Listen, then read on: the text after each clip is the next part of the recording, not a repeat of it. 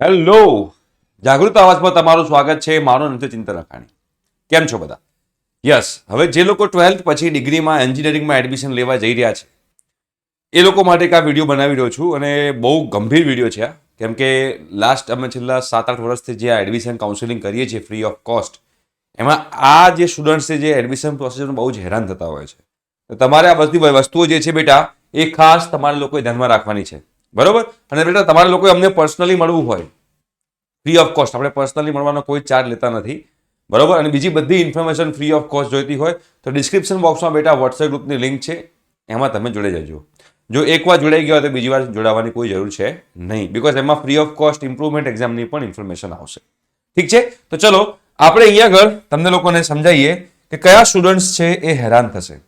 જો બેટા હું તમને કહું કે અહીંયા આગળ આપણે કહેવાય ને કે જે રિઝલ્ટ આવે ને એ રિઝલ્ટ જે કહેવાય ને એ 3 ટાઈપના રિઝલ્ટ હોય. એક રિઝલ્ટ જે છે બેટા એને આપણે લો રિઝલ્ટ કહીએ છીએ, એક રિઝલ્ટ આપણે બેટા એવરેજ રિઝલ્ટ કહીએ છીએ, અને એક રિઝલ્ટને આપણે કહીએ છીએ એક્સ્ટ્રા ઓર્ડિનરી, કે એક્સ્ટ્રા ઓર્ડિનરી હોય, બરાબર?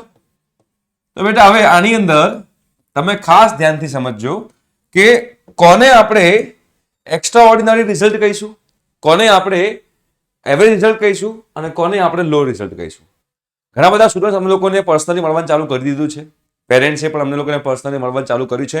અમે આખી એમની એડમિશન ફાઇલ એક છે બનાવી છે, જેમાં આખી તમારે એડમિશન રેકોર્ડ ને તમે લોકોને સરસ સરસ કોલેજ ને સરસ સરસ બ્રાન્ચ, ઓછા પર્સન્ટાઇલ સારી રીતે કેવી રીતે કરિયર બનાવવું એ બધી વસ્તુ અમે લોકો છોકરાઓને ગાઈડ કરી રહ્યા છીએ. એ બી ફ્રી ઓફ કોસ્ટ છે. એટલે જો જોડાવાનું બેટા બાકી હોય, જો પહેલા વોટ્સએપ ગ્રુપમાં જોડાઈ ગયા હોય તો ફરીથી જોડાવાની જરૂર નથી, પણ એક શરત છે કે આ ચેનલ સબસ્ક્રાઇબ કરેલી હોવી જોઈએ. જો બેટા એક્સ્ટ્રા ઓર્ડિનરી રિઝલ્ટ કોને કહેવાય? જેના 95 પર્સન્ટાઇલની ઉપર હશે, 95 પર્સન્ટાઇલ, બરાબર? 95 પર્સન્ટાઇલની ઉપર હોય એને બેટા એક્સ્ટ્રા ઓર્ડિનરી રિઝલ્ટ કહી શકાય આપણે.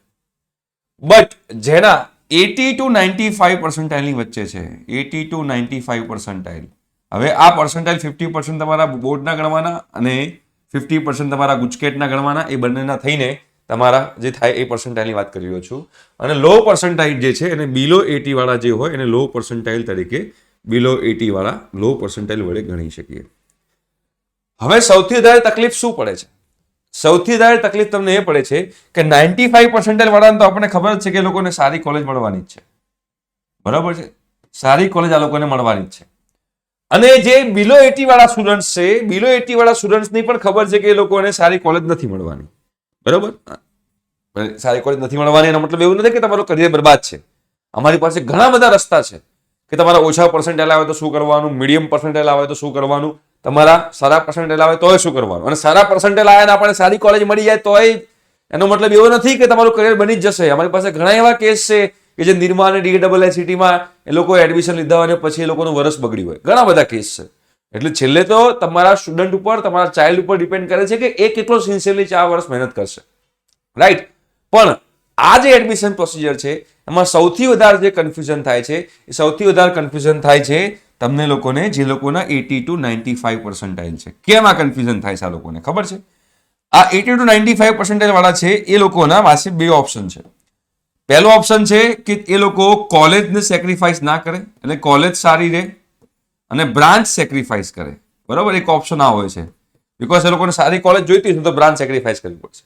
બીજી વસ્તુ એવી છે કે જો એ લોકો બ્રાન્ચ સેક્રિફાઈસ ના કરે, એટલે કે ધારો કે એ લોકોને કોમ્પ્યુટર આઈટી જેવી બ્રાન્ચમાં જવું હોય તો એ લોકોએ કોલેજ સેક્રિફાઈસ કરવી પડશે. બેમાંથી ગમે તે એક સેક્રિફાઈસ કરવું પડશે. આમને બંને સેક્રિફાઈસ કરવું પડશે, આમને બેમાંથી ગમે તે એક સેક્રિફાઈસ કરવું પડશે. અને આવા સંજોગોમાં એવું પણ પોસિબિલિટી છે કે અહીંયા આગળ તમને ફોમો પણ ક્રિએટ કરવામાં આવે. ફોમો એટલે શું? ફિયર ઓફ મિસિંગ આઉટ, બરોબર? કેમ કે આ લોકોના એવરેજ પર્સન્ટાઇલ છે, એટલે ઘણી બધી કોલેજોમાં જ્યારે મેનેજમેન્ટ કોટામાં એડમિશન સ્ટાર્ટ થશે ત્યારે ઘણી બધી કોલેજોમાં એવો ફોમો ક્રિએટ થશે કે આમાં સીટ્સ ઓછી છે, ફટાફટ એડમિશન લઈ શકો.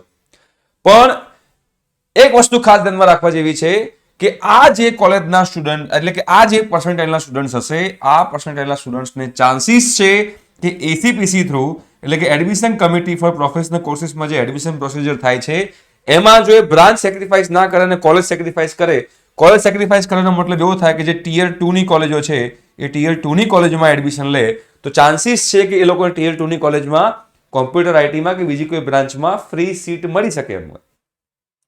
પણ એમના સ્ટુડન્ટને કે પેરેન્ટ્સને કે આ બધી વસ્તુનો ખ્યાલ હોતો નથી. પણ માર્કેટમાં જે ફોમો ક્રિએટ થાય છે, ફોમો ક્રિએટ થવાને કારણે એ લોકો મેનેજમેન્ટ કોટામાં ફટાફટ એડમિશન લઈ લે, કાં તો એનઆરઆઈ કોટામાં એડમિશન લઈ લે અને એ જ કોલેજમાં એના જ પર્સન્ટાઇલ વાળો એક વિદ્યાર્થી બીજો ફ્રી સીટમાં ભણતો હોય, બીકોઝ એમને લોકોને મળીને ગયો હોય એટલે એને ખ્યાલ હોય. એટલે જ આ કરિયર કાઉન્સેલિંગ જે છે એમાં તમે લોકો પર્સનલી મળી અને તમે જો તમારા જે કહેવાય ને કે પ્રશ્નો છે એનું નિરાકરણ લાવો તો એના કારણે તમને લોકોને ઇઝીલી આઈડિયા આવશે કે તમારે આગળ શું કરવાનું છે. એટલે હાઈલી કન્ફ્યુઝિંગ પર્સન્ટાઇલ વાળા વિદ્યાર્થીઓ આ રહ્યા હશે. બીજી વસ્તુ અહીંયા આગળ તમારે ધ્યાનમાં રાખવાની છે કે જે લોકો લો પર્સન્ટાઇલ વાળા છે એ લોકો સાથે પણ કરિયરમાં એટલે કે એડમિશન પ્રોસિજરમાં કહેવાય ને કે તમને લોકોને પણ ખોટી માહિતી મળી શકે છે. બીકોઝ કેમ ખોટી માહિતી મળી શકે છે એ પણ તમને કહું છું. જે લોકોના લો પર્સન્ટાઇલ છે એ લોકોને એના પેરેન્ટ્સ પણ ટેન્શનમાં હશે કે મારો છોકરો જે છે એ સારી કોલેજમાં જાય, મારો છોકરો જે છે એ સારી બ્રાન્ચમાં જાય, રાઈટ? એ લોકોને પણ એવું હોય છે. હવે એ લોકોને એવું હોવાને કારણે શું થાય કે એ લોકો પણ ફટાફટ પૈસા ભરવા રેડી થઈ ગયા કે મારા છોકરાના પર્સન્ટાઇલ ઓછા છે તો ફટાફટ કોઈ કોલેજમાં જઈને એડમિશન કરાવી દઉં, બરાબર, બુક કરાવી દઉં.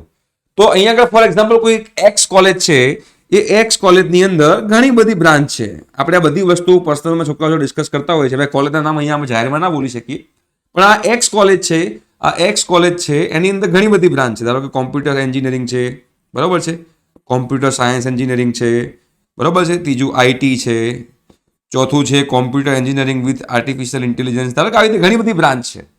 હવે કોઈએ એમને માર્કેટમાં એવું કહી દીધું હોય કે કોમ્પ્યુટર એન્જિનિયરિંગ સારી બ્રાન્ચ કહેવાય એટલે કોમ્પ્યુટર એન્જિનિયરિંગમાં તમે એડમિશન લઈ શકો છો.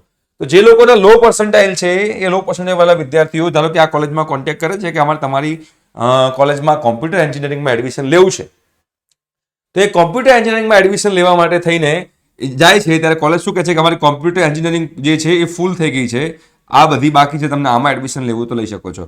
બટ એને માર્કેટમાં લેક ઓફ નોલેજના કારણે એવું કહેવામાં આવ્યું કે કોમ્પ્યુટર એન્જિનિયરિંગ બ્રાન્ચ સારી કોમ્પ્યુટર સાયન્સ એન્જિનિયરિંગ કરતા, એટલે આ વિદ્યાર્થી એવું જ કહેશે કે મારે તો કોમ્પ્યુટર એન્જિનિયરિંગમાં જોઈએ છે. એટલે આ કોલેજ કહેશે કે જો તમારે કોમ્પ્યુટર એન્જિનિયરિંગમાં જોઈતું હોય તો 2 લાખ રૂપિયા એક્સ્ટ્રા આપીને તમારે લોકોએ આમાં એડમિશન લેવું જોઈએ.